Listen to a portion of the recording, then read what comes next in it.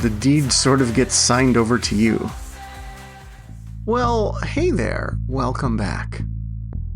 How much real estate do you have? No, I'm not talking about that real estate as in land and houses and homes and condos and apartments. I'm talking about a different kind of real estate. Before you answer, consider this. If you get tickets to a concert, you go to that concert, and it's at a venue, big outdoor venue, what have you, and that's pretty expensive real estate. And the tickets are pretty expensive as well. So you show up and you go to the concert and you watch the concert. Hey, have you ever been to concert grounds when there was no concert? I mean, if you go there, nobody's there at all because nobody's playing. And if you listen to the podcast on liminal spaces, you understand why that's a little creepy. It's just an interesting feeling. So you go there and no one's there. So if somebody was charging tickets for you to go there, it probably wouldn't cost a lot because there's nothing to see. What's the difference? You're in the same location, in the same real estate. Consider this. You go to Starbucks to get your coffee and you're standing in front of the counter in a specific spot and you're waiting, right? Let's say time didn't exist. And as someone said a long time ago, man invented time so that not everything would happen at the same time. So you go there, and we're going to ignore the fact that without time you couldn't have gotten there and all that other stuff. But you go there, and you want to get some more coffee. But there you are standing there. So there's only so much room at the counter now because you're there. Well, if everyone else does that, the place would quickly fill up, wouldn't it? It would completely fill up. They could only service so many people because no one would ever leave and they would take up that space. But because of time, we can all use the same space in a different position in reality. If it wasn't true, then when you would go get your coffee, you'd have to have someone get out of your way, right? So you might have to pay more. You might have to pay them to get out of the way. We live in a world of 4 dimensions. For the purposes of this podcast, it's actually between 10 and 13, and most of the equations that don't work out, that we quite haven't figured out yet about the grand unification theory, which is essentially formulas and things. It's what Einstein was pursuing and never really figured out or finished, and it basically is a way to get all the equations to work out perfectly. Everything balances, everything works.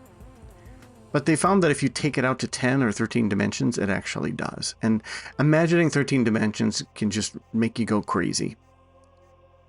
Trust me, I've tried.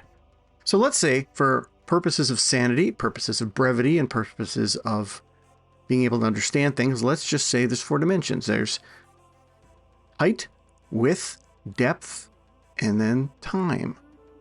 So there's 4 dimensions. So if I ask you how much real estate you own, and you think back to the stadium, if that was your real estate, you'd say, well, I have that. And, you know, there's going to be a performer on Tuesday at 5 p.m.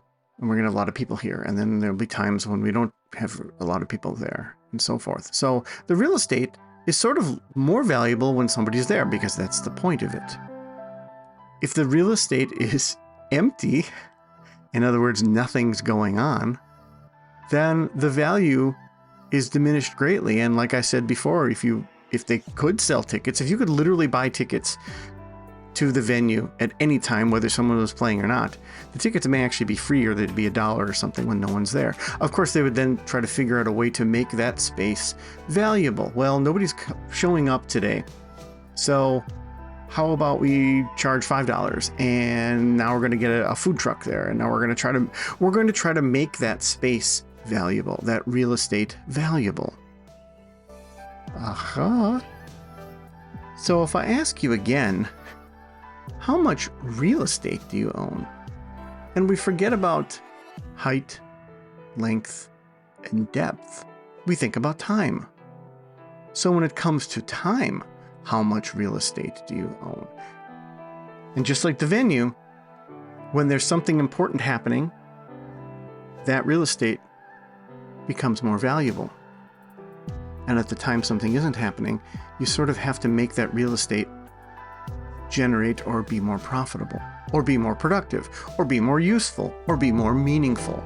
So the first answer to how much real estate do you own is how much of it has been given away or rented out. If you have a 9-to-5 job, that essentially means between those hours, you have rented out your time real estate to another person, to another business, to another entity. You don't own that anymore.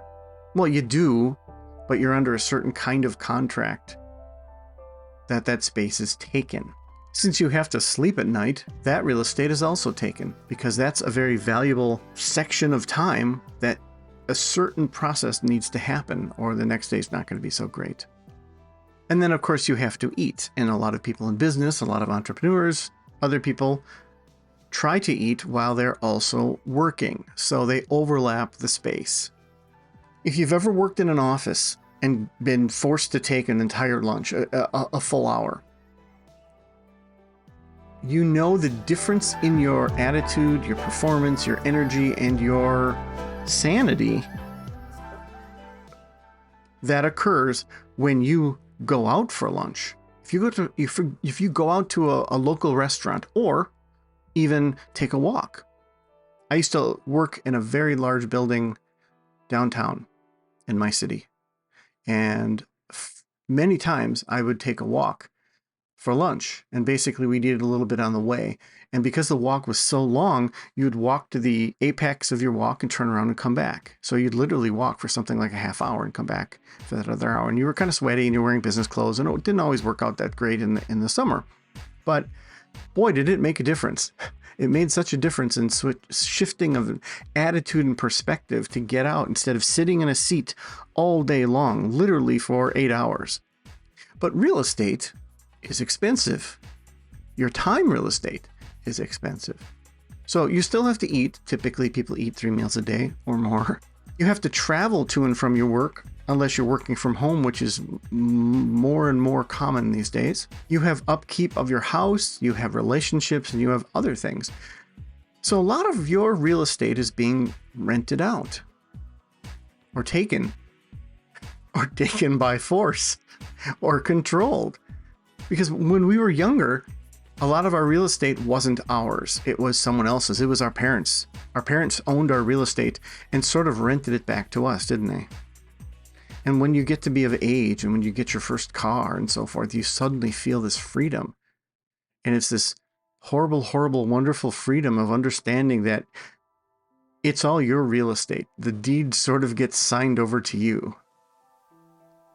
So I'll ask you again, how much real estate do you own?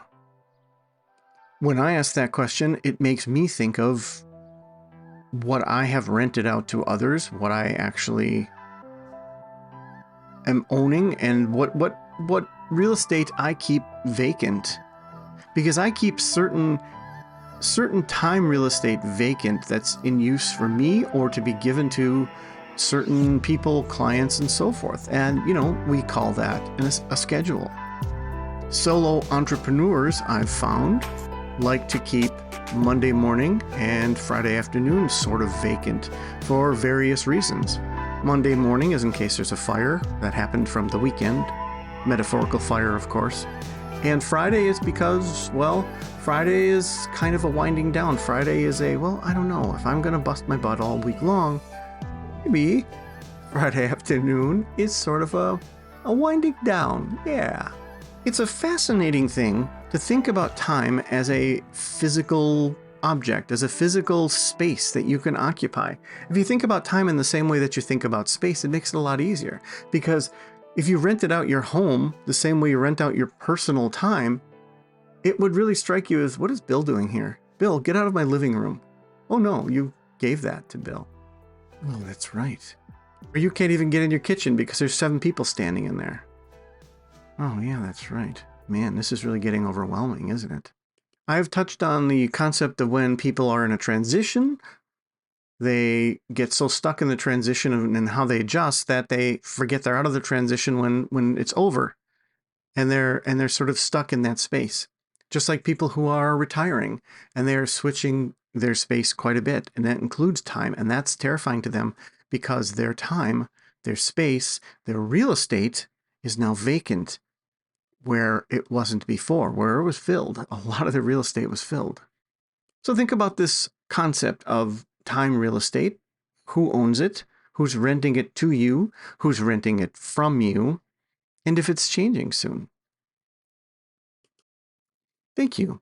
Living life, every day, late at night, not okay. All I want, and I pray, all I need are some better days. Yeah.